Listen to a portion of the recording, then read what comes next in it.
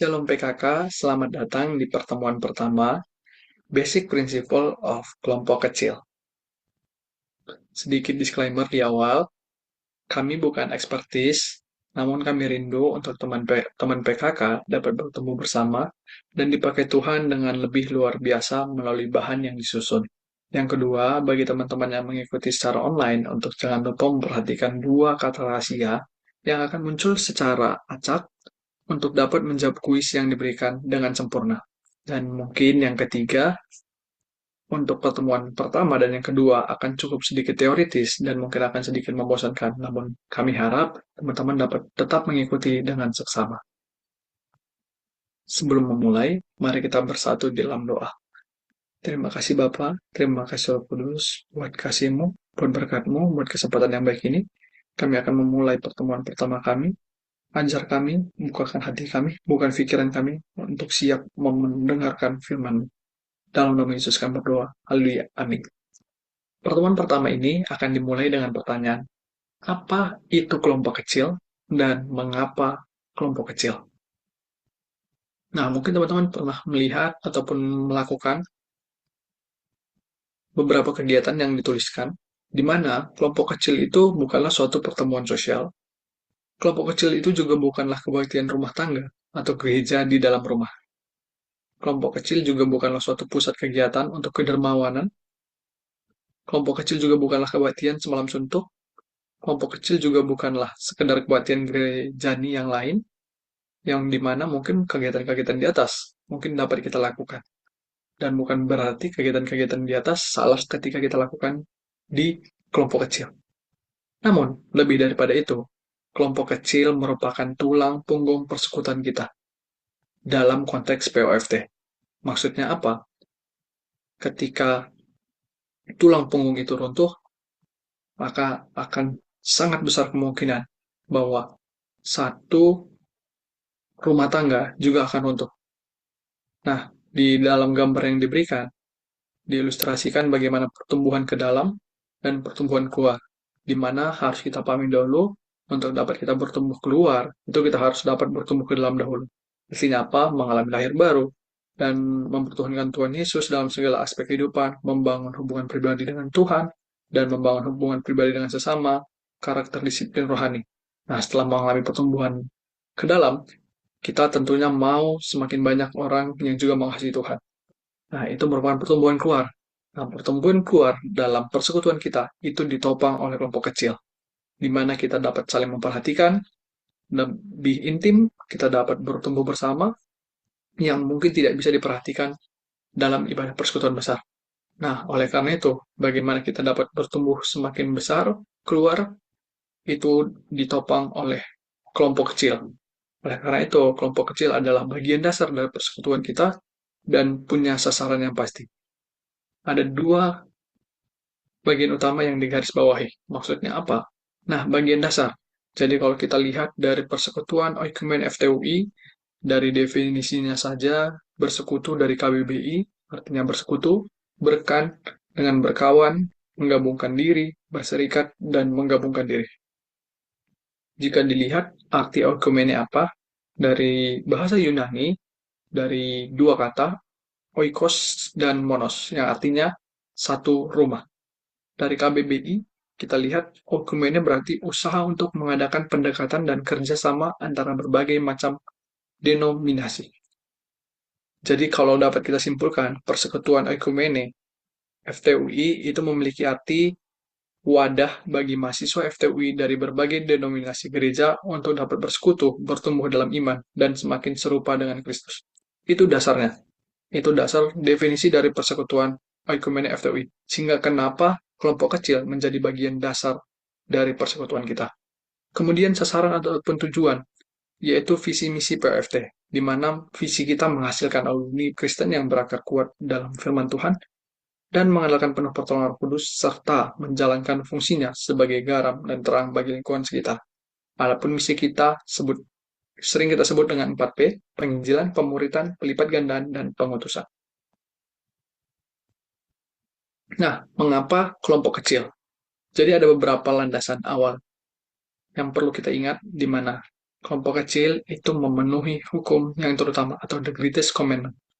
Dalam Matius 22 ayat ke-37 sampai 40 dikatakan, jawab Yesus kepadanya, kasihilah Tuhan Allahmu dengan segenap hatimu dan dengan segenap jiwamu dan dengan segenap akal budimu. Itulah hukum yang terutama dan yang pertama. Dan hukum yang kedua yang sama dengan itu ialah, kasihilah sesamamu manusia seperti dirimu sendiri. Pada kedua hukum inilah yang tergantung seluruh hukum Taurat dan kitab para nabi, di mana perintah utama Tuhan kepada kita adalah love God and love His people. Karena Tuhan pada hakikatnya adalah kasih, maka saat kita hidup dalam rencananya, selayaknya kasih melekat dalam identitas baru kita. Kasih adalah salah satu buah roh yang menjadi tanda atau indikator perilaku orang percaya. Jadi ketika kita berkata kita adalah orang percaya, maka kasih juga akan sejalan linear, akan tercermin dari hidup kita. Dan terutama bagi orang-orang yang mengasihi dia, yang rindu melayani dia. Dan yang kedua, untuk melakukan amanat agung. Jadi the Great Commission pada Matius 28 ayat 19-20 dikatakan, karena itu pergilah, jadikanlah semua bangsa muridku, dan baptislah mereka dalam nama Bapa dan Anak dan Roh Kudus. Dan ajarlah mereka melakukan segala sesuatu yang telah kuperintahkan kepadamu. Dan ketahuilah, aku menyertai kamu senantiasa sampai kepada akhir zaman. Jelas sekali dikatakan, jadikanlah semua bangsa murid. Bukan dikatakan sekedar followers, tetapi dikatakan murid. Kepada setiap orang percaya, Yesus memberikan perintah untuk memuridkan. Tanpa tertanam dan menjadi murid terlebih dahulu, tidak ada seorang pun yang dapat memuridkan orang lain. Oleh sebab itulah mengapa pembentukan kelompok kecil bagi para PKK ini menjadi hal yang kita perhatikan dengan sangat penting. Di mana tanpa kalian dimuridkan terlebih dahulu, tanpa kalian tertanam terlebih dahulu, tidak ada seorang pun yang dapat memuridkan orang lain. Karena bukan hanya diperlukan pengetahuan, tetapi pengalaman berjalan kehidupan rohani bersama Kristus. Dan yang ketiga, tanpa menanamkan diri dan dimuridkan dalam komunitas sel atau kelompok kecil, maka sangat sulit atau bahkan mustahil bagi seseorang untuk dapat bertumbuh mencapai kedewasaan. Karena tidak ada pertumbuhan yang efektif dalam kesendirian. Dan yang keempat, it's not about our story, it's about history. Visi yang daripada Tuhan terlalu besar untuk dapat dikerjakan sendiri.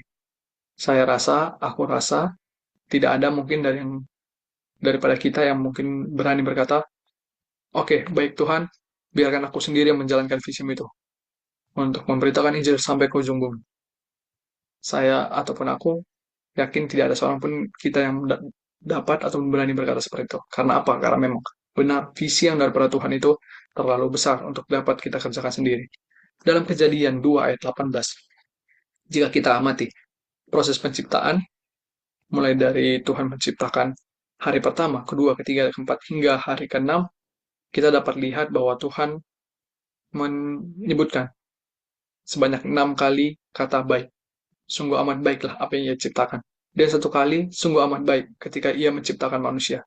Namun, ada satu kali Tuhan berkata tidak baik. Itu dikatakan pada Kejadian 2 ayat 18. Yang berkata, Tuhan Allah berfirman, tidak baik kalau manusia itu seorang diri saja.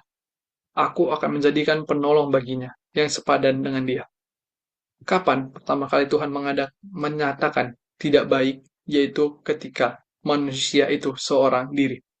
Penolong di sini berasal daripada kata ezer dalam bahasa Ibrani, yang arti mengelilingi, menjaga, mengawal, dan membantu. Dan salah satu kebaikan Tuhan, di sini kita dapat lihat bahwa sebelum manusia itu pun sadar, Tuhan sudah tahu bahwa manusia membutuhkan orang lain, penolong di sekitar dia. Oleh karena itu diharapkan melalui kita berkomunitas, kita berkumpul dalam komsel, kita memiliki penolong, kita memiliki pengawal, pembantu di sekitar kita.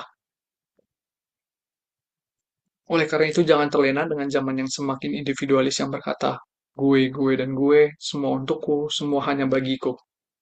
Amsal 27 ayat 17 pada terjemahan baru mengatakan, besi menajamkan besi, orang menajamkan sesamanya. Artinya apa? Kita butuh sesama. We grow spirituality when we connect with other as a community. Pada Matius 22 ayat 36-39 yang sudah kita baca, Pertama, hubungan dengan Tuhan, vertikal, tapi tidak berhenti di situ saja, tidak bisa kepada Tuhan saja. Ada hubungan horizontal kepada sesama yang perlu kita perhatikan. Dan berikutnya, love can stand alone. Kasih butuh orang lain untuk dapat berbagi dan memberi.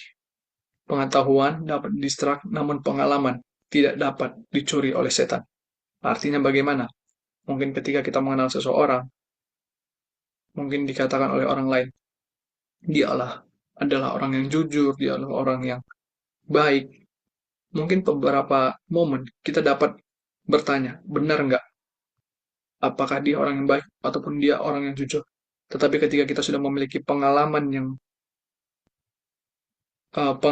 bersama dia, bahwa benar dia baik kepada kita, dia jujur kepada kita, kita tidak akan mempertanyakan lagi, benar nggak dia adalah orang yang baik, dia adalah orang yang jujur. Demikian juga bersama Tuhan. Mungkin kerap kali orang berkata, pendeta berkata kepada kita, Tuhan baik, Tuhan penolong. Tetapi kalau sebatas pengetahuan saja, mungkin ketika kita diperhadapkan dengan masalah, kita akan bertanya, benar nggak ya Tuhan itu baik? Tapi ketika kita sudah punya pengalaman pribadi bersama Tuhan, sekalipun orang bilang, Tuhan mau mati, Tuhan mau manusia, kita tidak peduli, kita tidak gentar, kita tidak goyah. Kenapa? Karena pengalaman kita mengatakan, Tuhan menolongku. Dan aku yakin sekali ini pun Tuhan akan tolong aku lagi. Nah, oleh karena itu, orang yang mengalami Tuhan, pasti mau orang lain juga mengalami Tuhan. Dan orang yang sudah diubahkan oleh Tuhan, selalu menyediakan hidupnya untuk membantu mengubahkan hidup orang lain. Kenapa? Karena di 2 Korintus 5 ayat 18 pada terjemahan bahasa Indonesia masa kini, semuanya itu dikerjakan oleh Allah, melalui Kristus Allah membuat kita berbaik kembali dengan Dia, tapi tidak berhenti di situ. Lalu menugaskan kita supaya orang-orang lain dimungkinkan berbaik juga dengan Allah.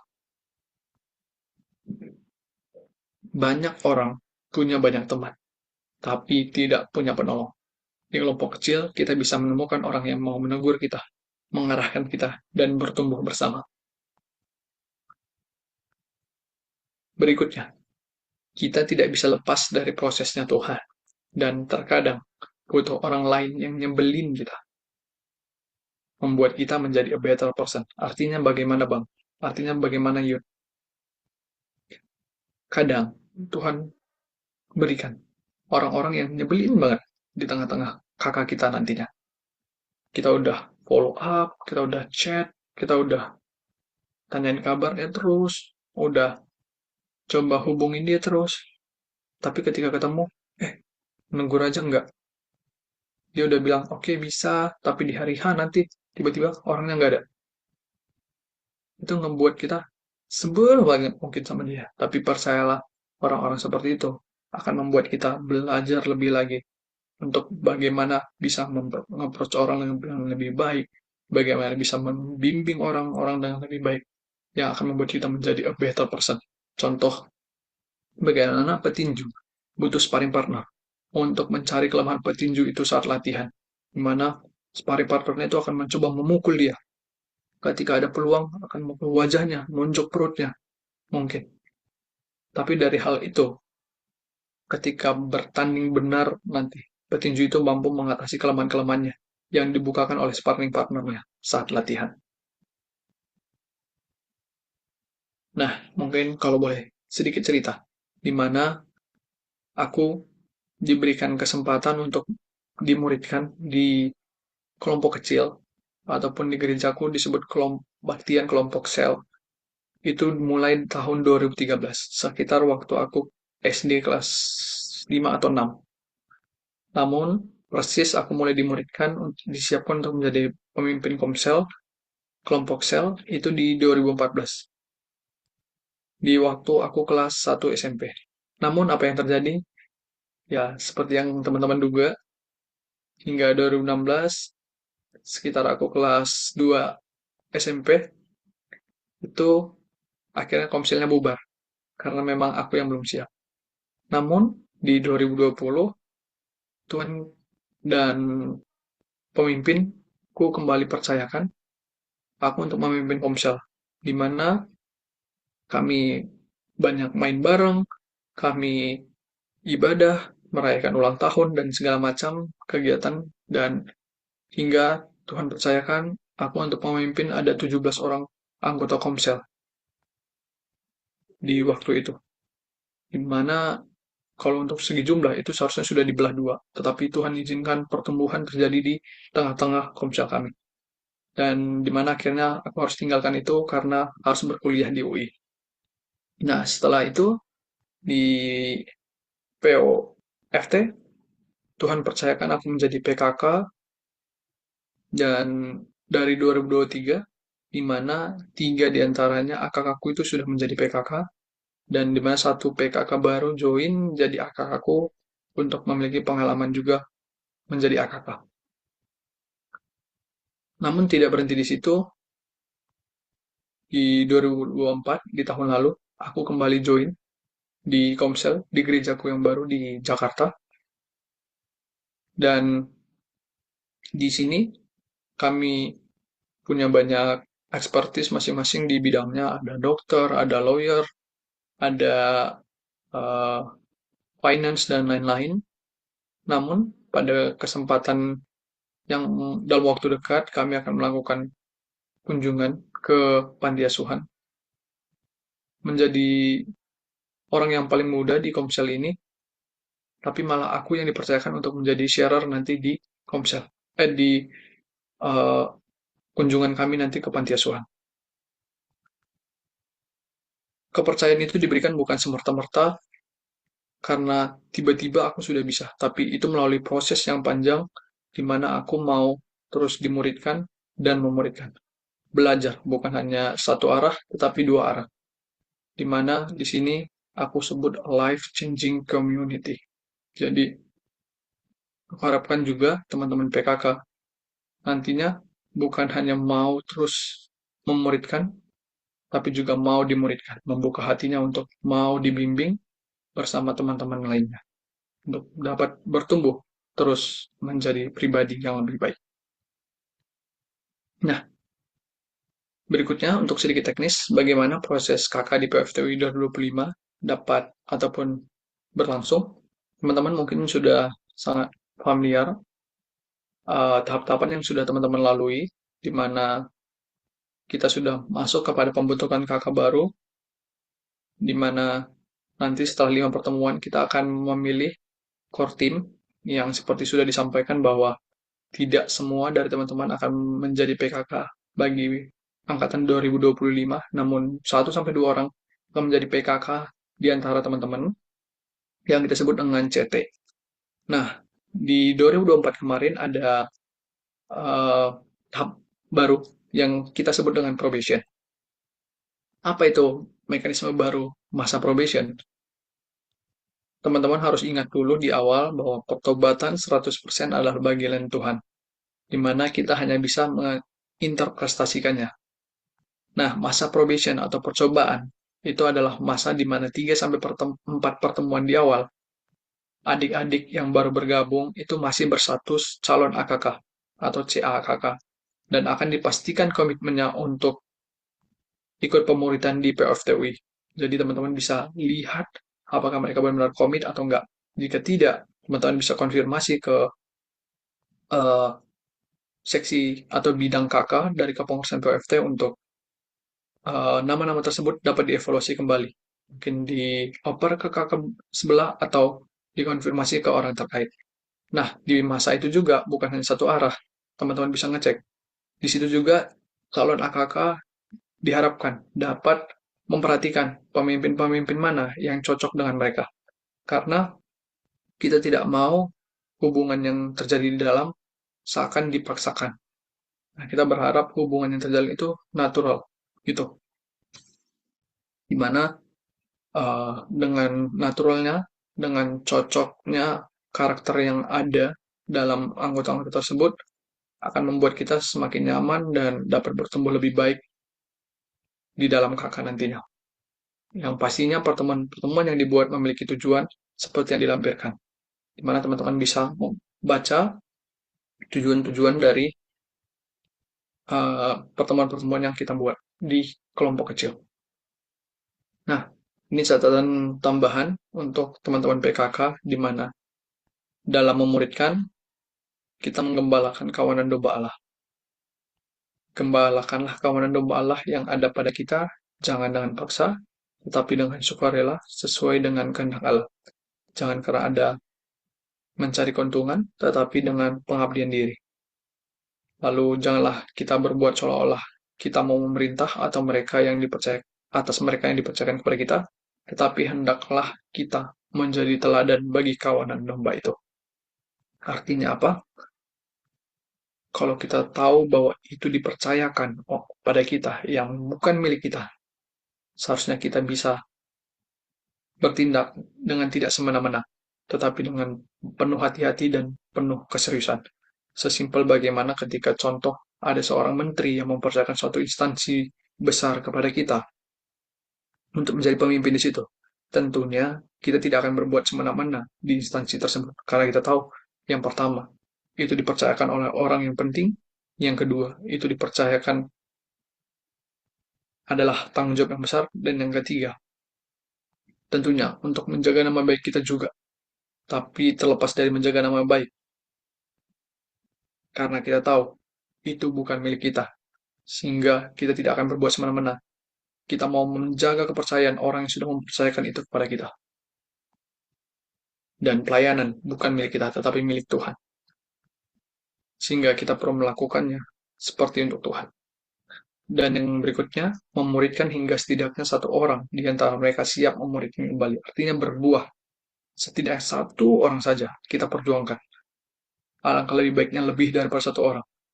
Tetapi jika memang pada prosesnya hanya satu orang saja, itu tidak masalah. Tapi setidaknya kita melayani hingga berbuah. Bagaimana caranya? Yud, bagaimana caranya Bang? Agar kita dapat berbuah.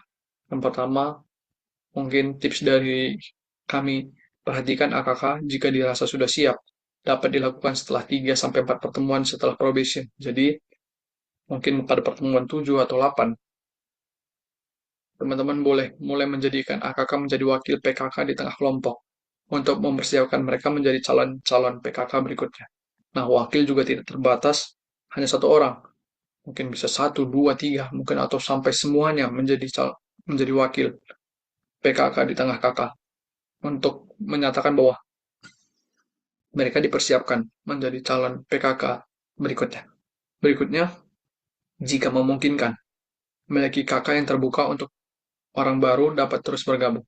Nah, mungkin untuk jumlah ideal ini bergantung ada banyak referensi ya, dan itu cukup beda-beda. Ada yang mengatakan 13, 15, 7, 4. Nah, mungkin ini dikembalikan kepada teman-teman. Berapa preferensi yang teman-teman merasa sanggup untuk memimpinnya? Tanyakan Tuhan, berapa orang yang menurut Tuhan teman-teman bisa pimpin untuk waktu ini. Nah, jika memang teman-teman masih bisa, jangan miliki kakak yang tertutup. Selama perjalanan, jika teman-teman merasa teman-teman menemukan orang yang butuh persekutuan, ajak dia terlibat di kelompok kecil yang teman-teman pimpin. Dan berikutnya, lebih baik PFT UI punya PKK dengan sedikit AKK yang mau dimuridkan, dibandingkan dengan semuanya diikut sertakan dalam KK, namun malah tidak konsisten. Artinya bagaimana? Kerap kali kita temukan bahwa ada 1, 2, 3 orang yang tidak bisa komit di tengah-tengah kakak kita. Nah, dengan adanya orang yang tidak komit itu bukan berarti melupakan mereka. Kita harus terus kejar, namun jangan juga korbankan orang yang rindu benar-benar untuk beribadah. Orang yang benar-benar rindu untuk bersekutu. Tetap lanjutkan pelayanan teman-teman, tetap kerjakan pelayanan teman-teman dengan takut dan gentar kepada Tuhan. Biar orang-orang yang rindu tadi, orang-orang yang ingin bersekutu tadi, dapat juga tetap terus bertumbuh dalam Tuhan. Nah, berikut bahan KKPFT yang sering kita sebut dengan buku MHB atau buku Memulai Hidup Baru. Ini buku yang disepakati digunakan dalam pembinaan KKPOFT. Namun bukan berarti teman-teman jika punya bahan lain itu tidak dapat digunakan. teman-teman boleh pakai bahan lain untuk memperlengkapi atau memperkaya eh, pembahasan teman-teman di kelompok kecil. Namun untuk sedikit penjelasan bagaimana cara menggunakan buku HMAB, di mana dimulai dari titik awal, bab satu perubahan itu dapat terjadi. Bab satu memulai hidup baru, di mana teman-teman memastikan keselamatan dari AKK teman-teman.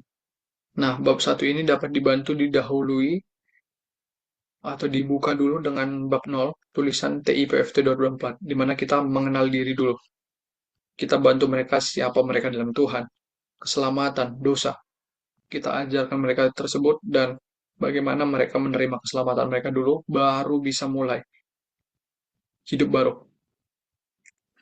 Bagaimana kita belajar mengubah pondasi, bagaimana kita merubah perspektif mereka terhadap proses kehidupan mereka dan passion hidup mereka. Gimana pendalaman Alkitab terhadap buku MHB ini tidak harus berurutan, tapi dianjurkan berurutan. Nah, artinya tidak harus berurutan, tidak harus dari bab 2, 3, 4, 5, dan seterusnya sampai bab 12. Bisa saja 2, 8, 12, 11, dan seperti itu acak, bergantung dengan kondisi AKK teman-teman. Karena kekristenan bukan iman anak tangga. Seperti contoh, katakan eh Felisa, karena dia tim inti POFT, dia berarti level 13, berarti dia boleh langsung ke bab 12 gitu. Nah, tidak. Sesuaikan saja, jangan takut. Intisari dari buku MHB adalah seperti ini. Jangan takut merasa tidak mampu dalam ber-PA. Ingat kembali lagi, dalam kakak kita bertumbuh bersama. Sehingga ketika teman-teman nanti jujur, teman-teman terbuka kepada kakak teman-teman, mereka tidak akan memandang teman-teman sebagai seorang malaikat ataupun 100% benar, tetapi mereka memandang teman-teman sebagai pemimpin yang jujur, pemimpin yang terbuka, pemimpin yang dekat dengan mereka. Nah, mungkin itu saja materi kita untuk pertemuan ini. Jika teman-teman ada pertanyaan atau hal yang mau didoakan, boleh scan QR code yang diberikan untuk masuk kepada web Slido untuk menampilkan ataupun mengajukan pertanyaan-pertanyaan ataupun pokok doa yang teman-teman mau sampaikan. Nah, pada pertemuan berikutnya, kita sudah tahu, kita sudah belajar pada hari ini apa, kenapa, dan bagaimana pentingnya kakak di tengah-tengah persekutuan PFT, sehingga kita mungkin mulai ada timbul pertanyaan berikutnya. Tapi layakkah? Bisakah aku memimpin kelompok kecil? Bagaimana sih cara menjadi pemimpin kakak yang baik? Akan dibahas pada pertemuan berikutnya. Namun sebelum itu, boleh silahkan teman-teman untuk scan kuis untuk pertemuan satu ini. Terima kasih. Mari berdoa. Terima kasih Tuhan untuk pertemuan pertama kami. Kiranya ini bisa menjadi berkat bagi teman-teman semua. Syukur, haleluya, amin. Terima kasih. Tuhan Yesus memberkati.